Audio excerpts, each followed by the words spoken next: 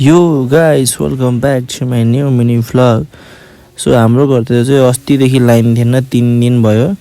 So त्यही भएर phone charge नभएर मसँग खासै क्लिप पनि छैन। सो यो चाहिँ 3टा दिन मिसाएर बनाएको भिडियो हो। सो खासै क्लिप त छैन भनौँ न हैन।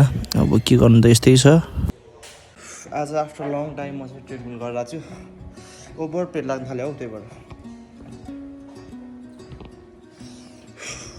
यो चाहिँ मेरो फर्स्ट डेको दिन हो जहाँ म एकदम फ्रेस थिएँ। बट राति त्यो रुख ढल्नु आँटेर बत्तीको मान्छेहरू आउनु भएको थियो।